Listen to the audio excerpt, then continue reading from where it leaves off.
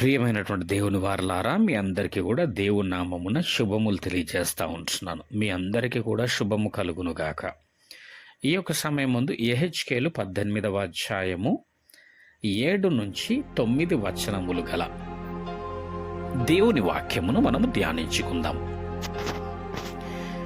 ఎవనినైనను బాధ పెట్టకయు రుణస్థునికి అతని తాకట్టును చెల్లించి బలత్కారము చేత ఎవనికైనను నష్టము కలుగజేయకయు నుండువాడై ఆకలి గలవానికి ఆహారమిచ్చి దిగంబరికి బట్ట ఇచ్చి వడ్డీకి అప్పియకయు లాభము చేపట్టకయు అన్యాయము చేయకయు నిష్పక్షపాతముగా న్యాయము తీర్చి యథార్థపరుడై నా కట్టడలను గైకొనుచు నా విధులననుసరించుచుండిన ఎడల వాడే నిర్దోషి అగును. ఎవడు నిర్దోషి అగును అని చెప్తున్నాడు దేవుడు.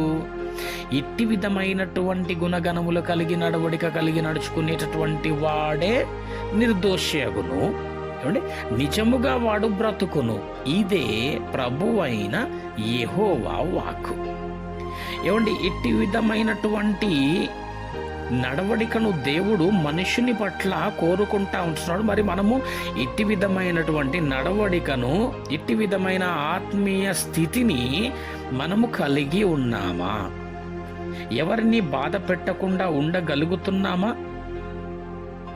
ఆకలి కొన్నవానికి ఆహారము పెట్టేటటువంటి స్థితిలో ఉంటున్నామా? వస్త్రహీనుడు కనబడితే వస్త్రములు ఇచ్చేటటువంటి వారముగా ఉంటున్నామా? నిష్పక్షపాతముగా న్యాయము తీర్చేటటువంటి వారమై ఉంటున్నామా?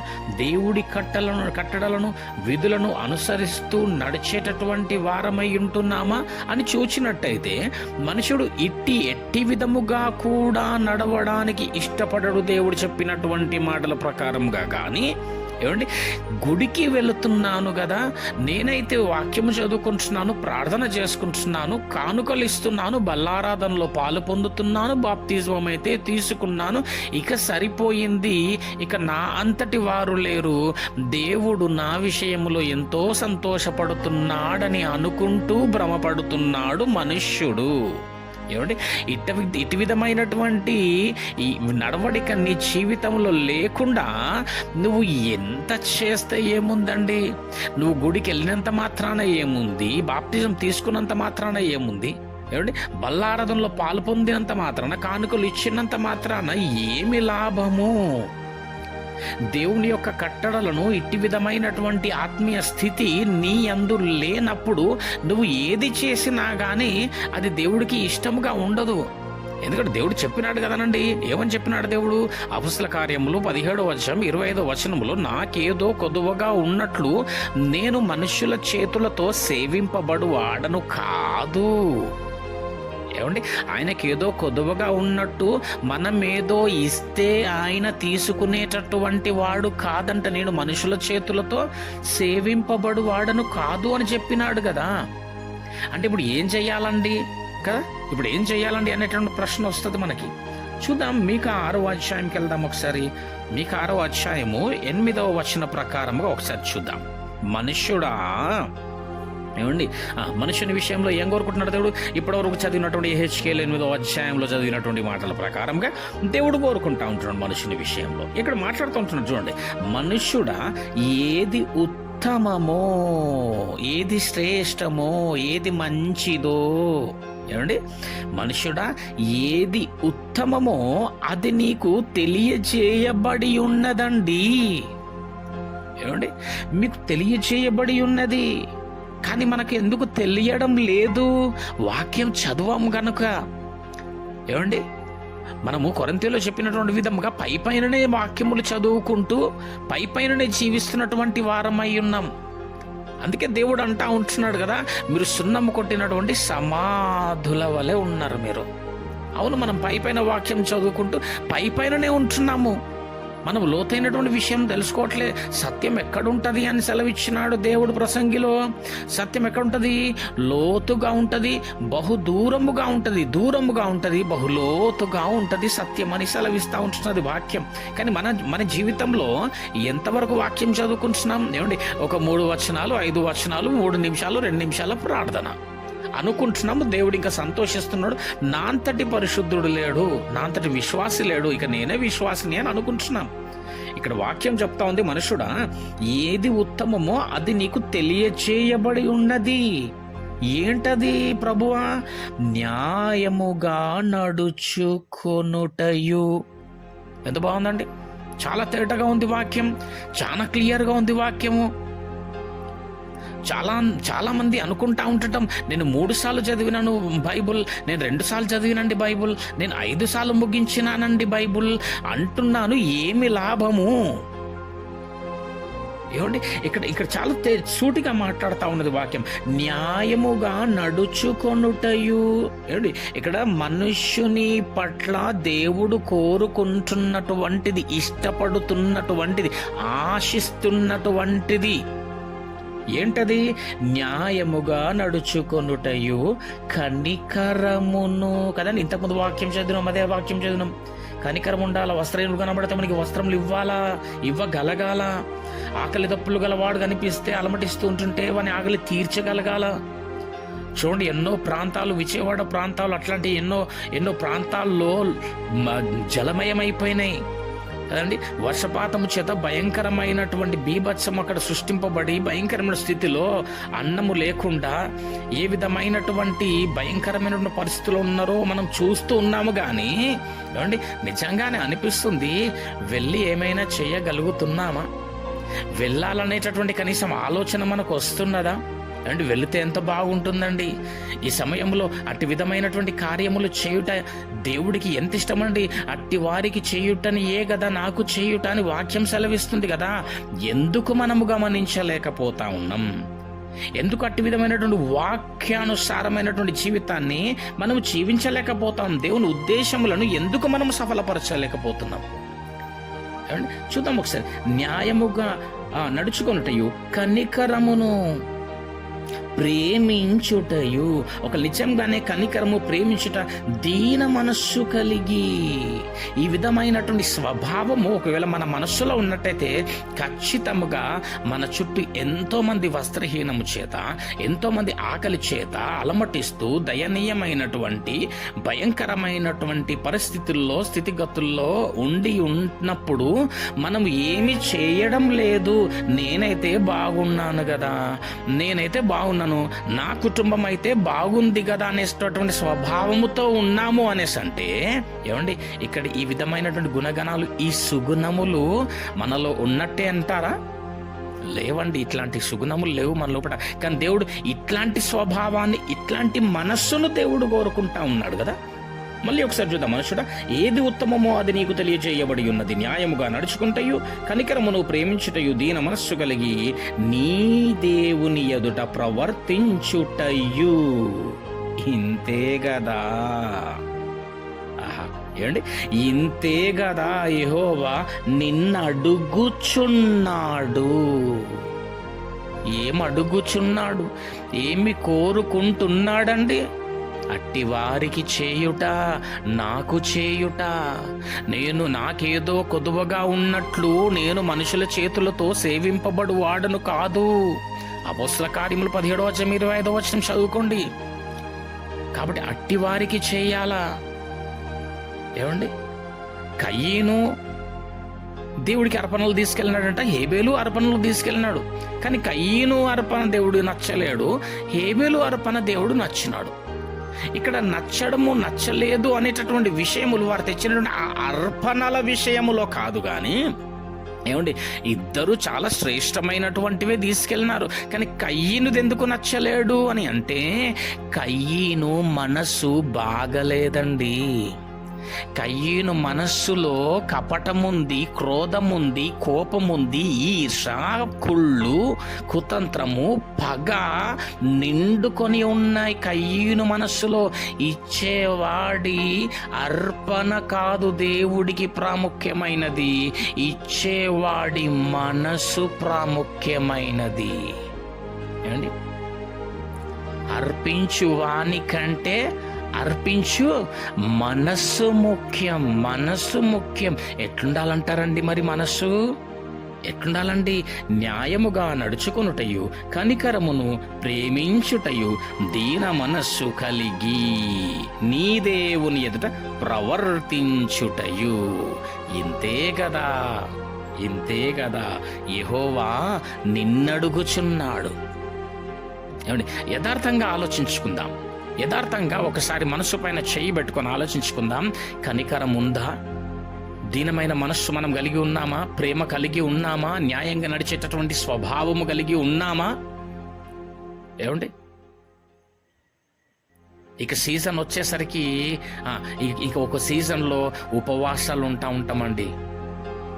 అబ్బో, ఎన్నో రకములైనటువంటి ఉపవాసం, ఒక్కొక్కరు ఒక్కొక్క విధమైనటువంటి ఉపవాసం. మజ్జిగతో ఉపవాసం, ఏమండి, కేవలం వెజిటేబుల్తో ఉపవాసం, మాంసము తినకుండా కొంతమంది ఉపవాసం, ఓన్లీ డ్రై ఫ్రూట్స్తో ఉపవాసం, ఏమండి, పళ్ళతో ఉపవాసం, పాలతో ఉపవాసం, కొంతమంది నీళ్లతో ఉపవాసం, కొంతమంది ఏదీ తీసుకొనకుండా ఉపవాసం. ఎవరి ఇష్టానుసారముగా వారు. అసలు ఏదండి ఉపవాసము? ఏం చేస్తే ఉపవాసం అండి? ఏ విధంగా ఉంటే ఉపవాసం అండి? చూద్దాం. యెషయా గ్రంథము 58వ అధ్యాయం. నేను ఎక్కడికి పక్కకు వెళ్ళడం లేదు. దేవుడు యెహెజ్కేలులో మాట్లాడినటువంటి మాట ప్రకారంగా మనుషుని విషయంలో దేవుడు కోరుకుంటున్నటువంటి విధానమునే నేను చూపించడానికి ప్రయత్నం చేస్తా ఉంటున్నాను. చూద్దాం. 58వ అధ్యాయము యెషయా గ్రంథము. ఒక్కసారి మనందరం కూడా గమనిస్తాం. 5వ వచనం నుంచి చూద్దాం. ఇట్టి ఉపవాసము నాకు అనుకూలమా? అక్కడ క్వశ్చన్ మార్క్ ఉంది, చూసినారా? ఎట్టి ఉపవాసము? 4వ వచనం నుంచి ఒకసారి చూద్దాం. 4వ వచనం. మీరు కలహపడుచు, వివాదము చేయుచు, అన్యాయముగా. ఇది ఇష్టం లేదండి దేవుడికి. అన్యాయం ఇష్టం లేదు. న్యాయముగా నడుచుకొనుట మాత్రమే దేవుడికి ఇష్టమైంది. అన్యాయముగా గుద్దులాడుచు ఉపవాసముందురు మీ కంఠధ్వని అనగా ప్రార్థన. ఏమండి, ఉపవాసములో ప్రాముఖ్యమైనటువంటిది ఇతరులను గూర్చి చేసేటటువంటి ప్రార్థన, విజ్ఞాపన ప్రార్థన అనున్నది దేవుడికి ఇష్టమైన ఉపవాసము. మీ కంఠధ్వని మాత్రము పరమున వినబడునట్లుగా మీరిప్పుడు ఉపవాసం ఉండరు. ఏమండి, కడుపు మాత్రము మార్చుకుంటాము, కానీ ఏమండి క్రియలు మాత్రము మార్చుకొనడానికి ప్రయత్నం చెయ్యము. అందుకే అంటున్నాడు, అట్టి ఉపవాసము నాకు అనుకూలమా అండి? మనుష్యుడు తన ప్రాణమును బాధపరుచుకొనవలసిన దినము అట్టిదేనా? ఒకడు జమ్ము వలె తల వంచుకొని, గోనెపట్ట కట్టుకొని, బూడిద పరుచుకొని కూర్చుండుట ఉపవాసమా? ఎన్ని ప్రశ్నలండి ప్రశ్నిస్తున్నాడు దేవుడు. చెప్దాం, సమాధానం చెప్తాండి కదా. సమాధానం చెప్పేటటువంటి వారమై ఉన్నా చూద్దాం. సమాధానం చెప్పగలమేమో చూద్దాం ఇక్కడ. ఏమండి, అట్టి ఉపవాసము యెహోవాకు ప్రీతికరమని మీరు అనుకొందురా? మళ్ళీ ప్రశ్న, మళ్ళీ క్వశ్చన్ మార్క్. ఇప్పుడు చూద్దాం 6వ వచనం నుంచి. అసలు ఉపవాసం అంటే ఏంటి? దుర్మార్గులు కట్టిన కట్లను విప్పుటయు, కాడిమాను మోకులు తీయుటయు, బాధింపబడిన వారిని విడిపించుటయు, ప్రతి కాడిని విరుగగొట్టుటయు నేనేర్పరుచుకొనిన ఉపవాసము గదా.